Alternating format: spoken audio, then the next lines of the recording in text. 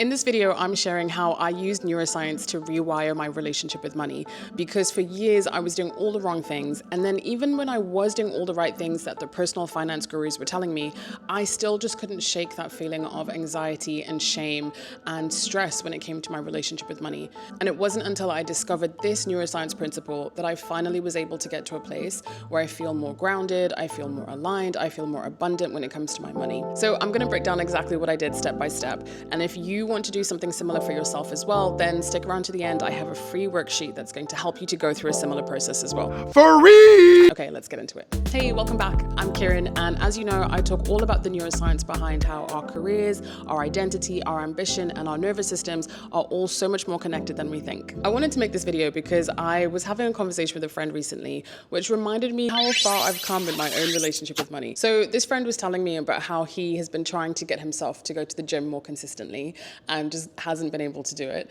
And so in a desperate attempt, he essentially decided that he was going to switch gyms. The gym that he'd been going to, he'd been paying around £20 a month for it. So one of those basic no frills kind of gyms. And so he decided to switch his gym to one that was £100 a month. And the reason why this was so interesting to me is because he is somebody who is notorious for being frugal. But it was also a very intentional move because he understands his money patterns and was therefore using them to be able to drive his behavior. And that's because how we spend our money is actually so emotions driven. And I think that understanding how money influences your emotions and vice versa, how your emotions influences your money behaviors, I think is one of the most powerful threads of self-inquiry, self-discovery that we can do, especially because actually the things that you learn are going to permeate through so many other areas of your life, which is exactly what happened to me. So for a long time, and I mean years, probably my whole life actually, up until a few years ago, money used to make me feel so anxious. And my predominant feeling around money was just one that was really tense. It used to be something that gave me a lot of stress, gave me a lot of anxiety, no matter how much money was in my bank account. It was one of those things where I would get really anxious in the days leading up to payday, like anxious anticipation for payday. And I can remember multiple days where I would wait up past midnight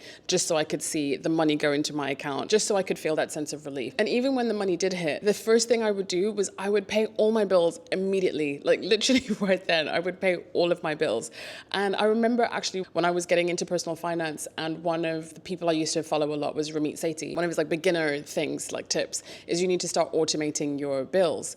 And I tried to do that and I literally couldn't, because even if I automated them, I just felt like I needed to pay them myself, and I needed to do it exactly on the day that I got paid. Not because they were due on that day, but just because I needed to do it so that I had it done, peace of mind, and I felt like I could finally exhale. But that relief would only last for a few days because, within a few days, I'd already be refreshing my bank account, checking how much money is there, doing the calculations, constantly trying to reassure myself that I had enough money for the rest of the month. If it sounds crazy, it felt crazy. And that was the issue, was that I felt like money was controlling me, not the other way around. In the beginning of my personal finance journey, it kind of made sense because I felt like there were a lot of money habits that I was trying to get better at. And so that anxiety sort of made sense at the time. But the thing is that even when I reached a point where I felt like I had been doing all the reading, I'd been, learning more about personal finance, and I felt like I was doing all the right things. So I was budgeting better. I was paying down my debt. I was tracking my spending. I had savings goals and I was meeting my savings goals. I was automating my finances. I was doing all the things that the personal finance gurus were telling me to do. I was also growing in my career, so I was starting to earn more money. And so I thought that all of those things in combination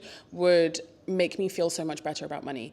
But the one thing that did not change, no matter what I did when it came to my money, was how I felt about it. That anxiety chokehold. Essentially, I had all of the tactics under control. And so I realized that, okay, this has to be something to do with me. And so I decided to start reading more about the psychology of money beyond just the tactical personal finance stuff. I remember that somebody recommended this book to me called The Energy of Money. And one of the very first questions that it asks is, what don't you want to look at when it comes to money? And I remember reading that question and being like, what are you talking about? I've looked everywhere. I've looked at all the things when it comes to my money.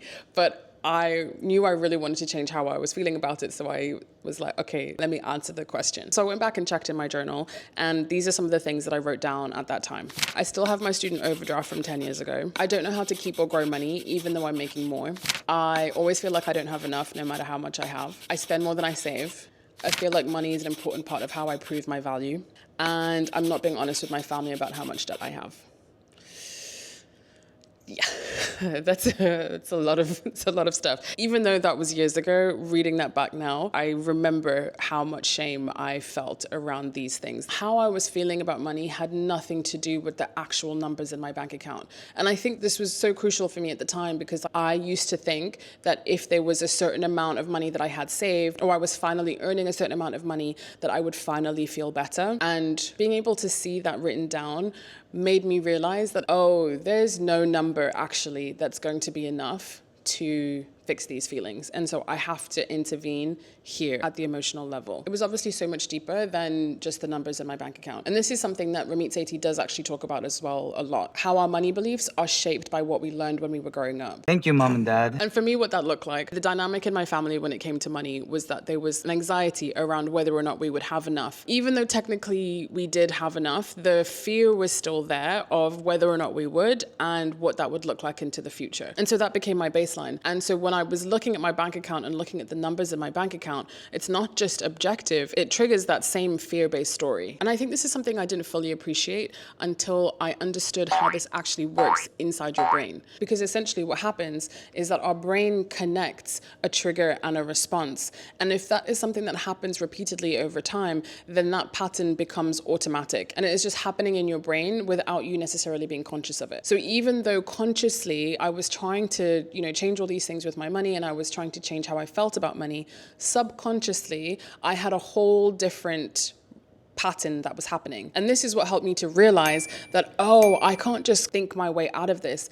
I'm going to have to get into my subconscious and be able to change the pattern and change the response that's happening at that level, because that's the only way I'm going to be able to override the original pattern. All of which means that, of course, no number in my bank account was going to make me feel safe if this is the pattern that was kind of playing underneath. So what I needed to do was to train a new response so that when that trigger happened, I was beginning to respond differently. And how we do that is through self-directed neuroplasticity, which is essentially where you create new associations in your brain through intentional repeated action, which in my case was linking financial actions with how I wanted to feel instead of feeling anxious. Because at the moment, the money stuff was making me feel anxious, and what I wanted to do was to feel differently. And that could only start with one big question.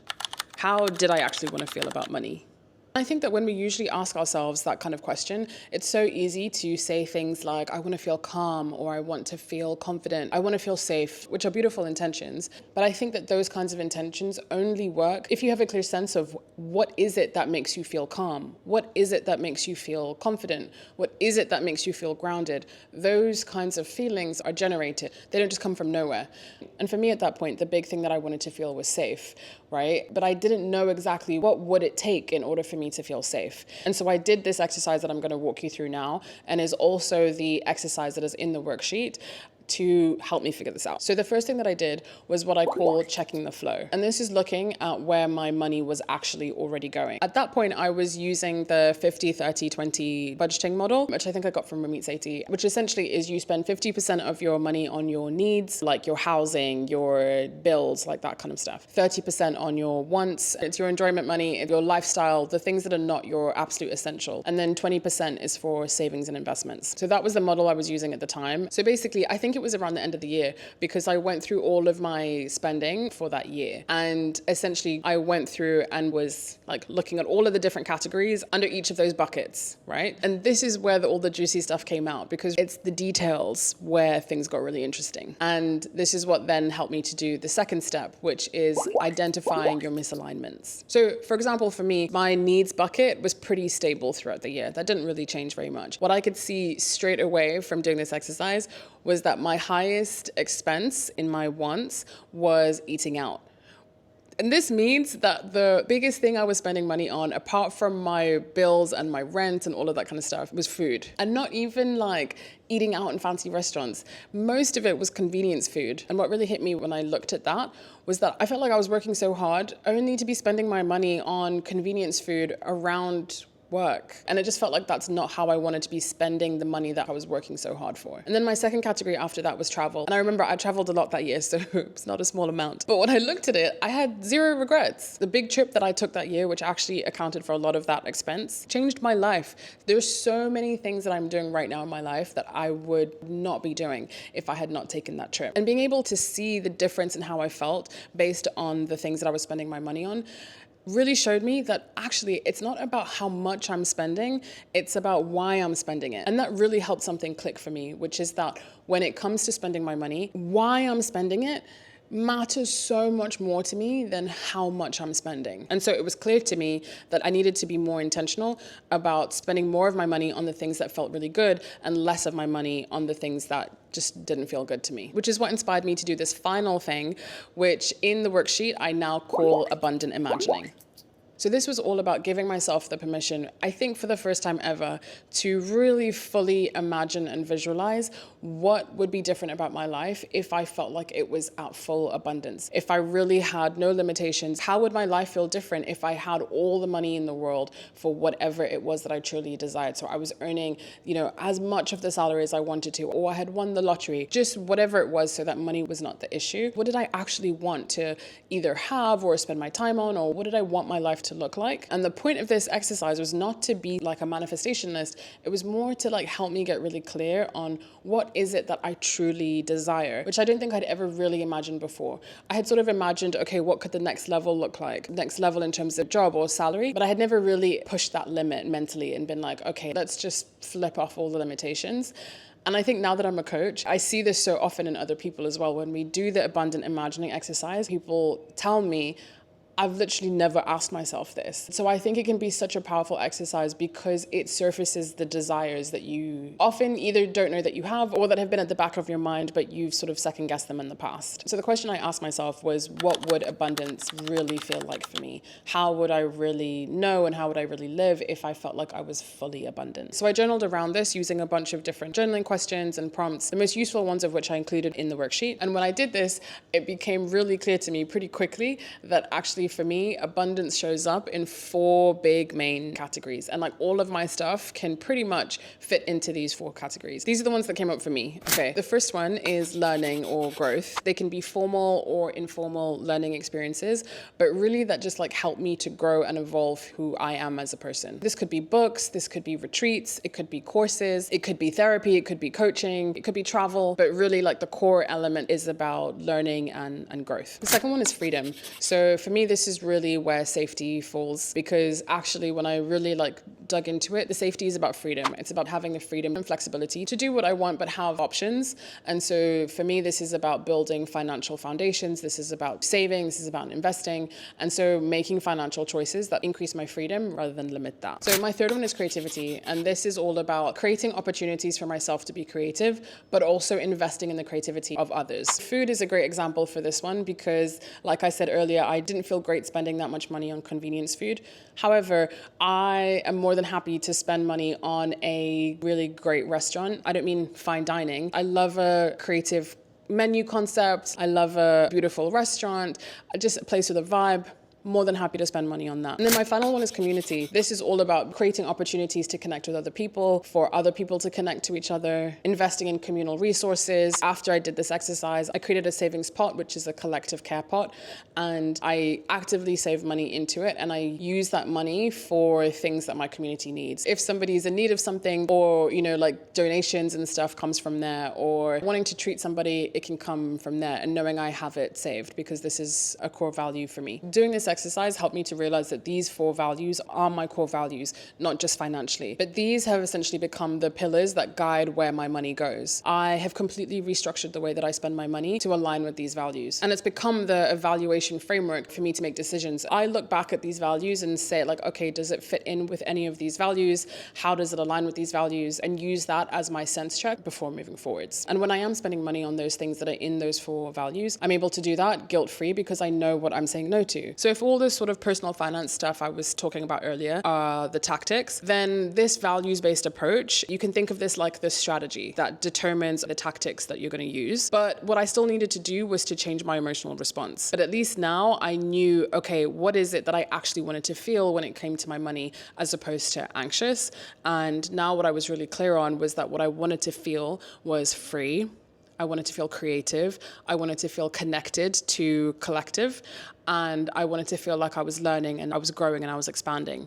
And so now that I knew how I wanted to feel instead, what came next was using that self-directed neuroplasticity to be able to make the connection between my money and my values at an emotional level. So essentially training my nervous system to be able to connect these feelings, like these states around my values, to my money actions. By understanding what abundance meant for me, I was then able to train my nervous system to be able to feel safe with that abundance. And remember, I said that self-directed neuroplasticity needs two things. One is repetition, and two is intention. That's essentially what I did. So for a while after that, when I was spending money, when I was saving money, when I was receiving money, I treated it as an opportunity to be able to rewire that association. So intentionally making that connection mentally so that each action was essentially like I was putting in reps. Because the reality is that that's what rewiring looks like. It takes time.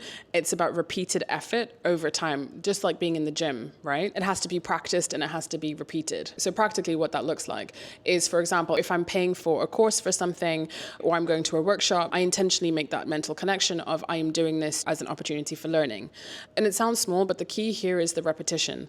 And so over time, the associations that then become wired is that these actions become connected in my mind to freedom, to creativity, to connection, and to expansion. And it's something that you build and you continue to strengthen over time. So this is something that I still do now. And the way that you know that it's working is how your emotional response and sort of your nervous system response evolves over time. Even though, of course, there are moments where I still feel anxious about money and there's still stuff that comes up for me. Overall, I would say that my general state about money is a lot more grounded than it used to be before. And the way that I really know is that things that would have sent me into a spiral before don't affect me in that same way that they used to. Like, for example, a couple of years ago, I got a big, massive tax bill unexpectedly out of nowhere. And even though I was really irritated because it was a mistake on their part, but when I opened my bank account and looked at my emergency fund, the predominant feeling that I felt was freedom, knowing that this is exactly what I had saved this money for, was for moments like this and emergencies like this. And the reason I wanted to share this is because it's not actually really about the money. It's about what it actually takes to be able to shift patterns when you're feeling stuck.